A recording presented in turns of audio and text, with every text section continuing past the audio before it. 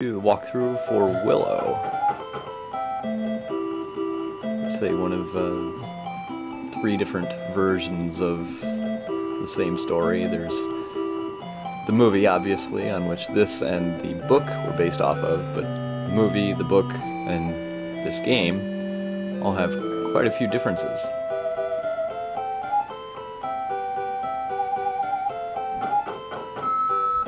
For instance, you set out on this journey with no baby, as in the movie or the book.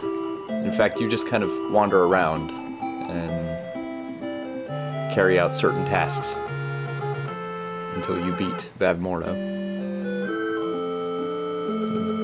Not a whole lot of the major characters from the book and movie appear or even do much in this. At the start of the game, you could just kind of wander around, get a feel for things. There's some houses to visit, some background information you can discover. But if that doesn't interest you, then you can pick up the acorns to get your magic, and then talk to Vonkar here, who gives you your first weapon.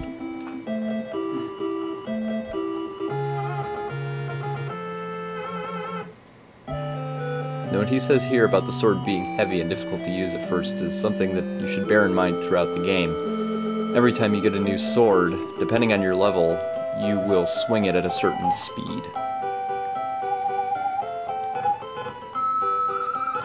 If you're below a certain level, your swing will be painfully slow.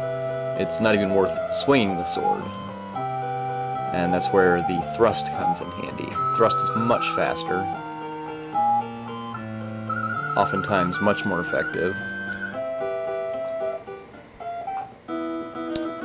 and somewhat like an RPG, you gain levels. You gain experience for enemies that you kill, and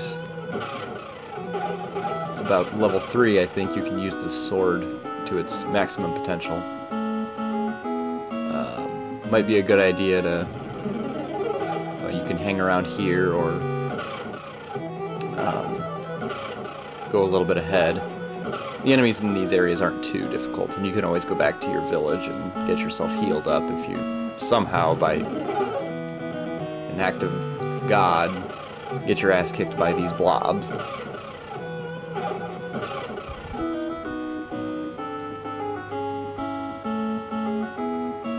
The skulls are a little bit more dangerous.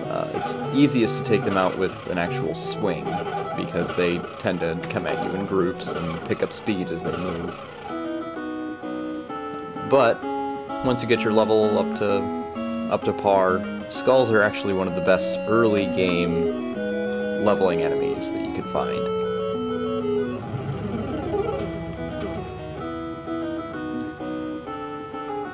Let's see, I'm screwing around with these guys a little more than I should be.